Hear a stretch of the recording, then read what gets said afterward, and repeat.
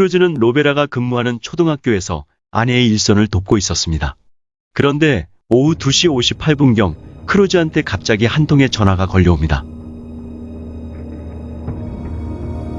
집에 있을 새아이가 걱정된 크루즈는 허겁지겁 집으로 뛰어갑니다. 얼마 후 집에 들어선 그의 눈에 들어온 것은 처참하고 끔찍한 광경이었습니다. 딸 그웬이 피투성이가 된 채 거실 한 구석에 쓰러져 있었고 몸에는 멍자국과 자상은이 가득했습니다. 아들 루이스는 멀지 않은 곳에 뒷짐결박을 한 상태로 발견되었고 입에는 헝겊 조각이 물려 있었습니다. 루이스 몸에도 자상과 심한 폭행 흔적이 고스란히 남아 있었습니다. 그리고 보이지 않는 한 사람, 제니스였습니다. 크루즈는 제니스와 전화통화를 시도하지만 제니스는 전화를 받지 않았습니다. 크루즈는 큰 소리로 제니스를 부르며 구석구석 찾기 시작했습니다.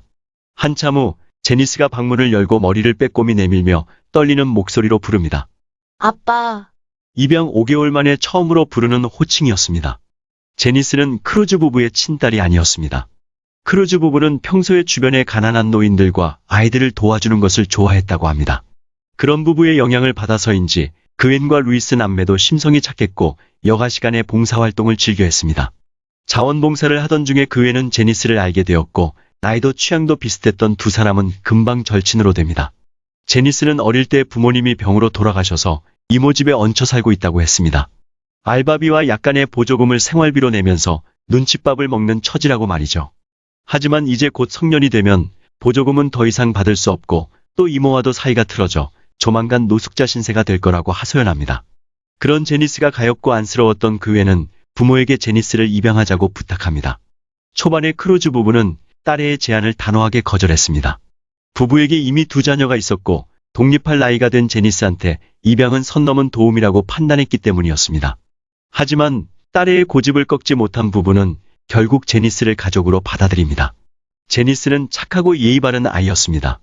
크루즈 부부를 깍듯하게 존중했고 그웬 남매와의 관계도 원만했습니다. 루이스는 제니스를 위하여 자신이 쓰던 방도 선뜻 내줍니다. 제니스도 평소에 아침 일찍 일어나서 가족들의 식사를 준비하는 등 예쁜 모습을 보였습니다. 하지만 입양된 지 겨우 5개월 만에 제니스는 두 가족을 동시에 잃어버린 것입니다.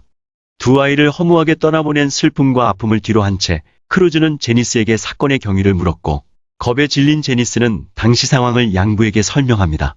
사건 발생 당시 괴한 몇 명이 갑자기 집에 들이닥쳤고 제니스는 재빨리 방에 숨을 수 있어서 화를 면했다고 합니다. 그리고 크루즈의 전화를 받지 않은 것은 자신이 샤워 중이어서 전화벨 소리를 듣지 못했기 때문이라고 했습니다. 오후 4시 신고를 받고 출동한 경찰은 현장에서 범행 도구로 추정되는 망치, 야구방망이, 과도, 깨진 맥주병을 발견합니다. 이어서 현장 수사와 탐문 수사도 진행하고 유일한 생존자인 제니스의 자세한 진술도 받아냅니다. 사건 발생 당시 제니스는 그웬과 방 안에 있었고 루이스는 거실에 있었습니다. 그런데 갑자기 루이스의 비명소리와 물건 부서지는 소리가 들려옵니다. 깜짝 놀란 그웬과 제니스는 황급히 거실로 나갔고 3명의 괴한이 루이스를 무참히 폭행하는 장면을 목격합니다. 괴한들은 망치와 야구방망이를 마구 휘둘러댔고 과도로 루이스를 사정없이 찌르고 있었습니다.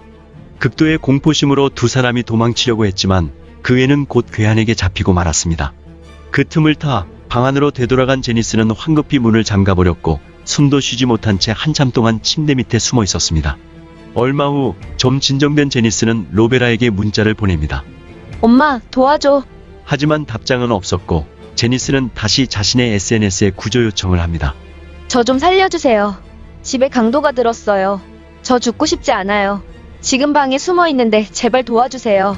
괴한이 복면을 한 상태여서 얼굴은 확인할 수 없었다고 제니스는 경찰에 얘기합니다. 그리고 범인이 금품 절도 목적으로 침입했다가 집에 사람이 있는 것을 보고 살인을 저지른 것 같다고 덧붙이죠. 경찰은 제니스의 진술을 토대로 범인의 특징을 파악하고 대대적인 수사를 펼칩니다. 얼마 지나지 않아 크루즈 집 부근의 배수로에서 남매의 혈흔이 묻은 바지와 속옷이 발견됩니다. 용의자가 범행 후 버린 옷이었습니다.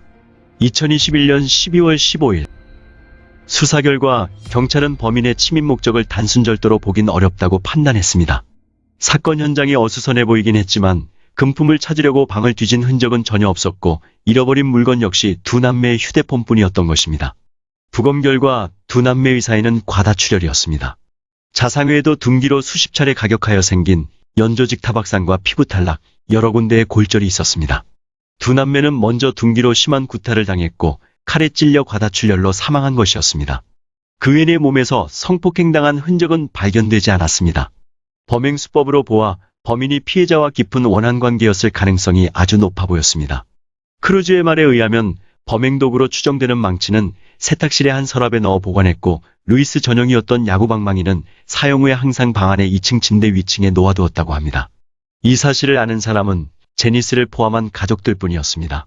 만약에 외부인의 소행이라면 흉기를 직접 소지하거나 혹은 주방 같은 곳에서 찾는 것이 일반적이고 굳이 방 여러 곳을 뒤져가며 범행 도구를 찾지는 않을 거라 판단한 경찰은 범인이 외부인일 가능성을 일단 배제합니다.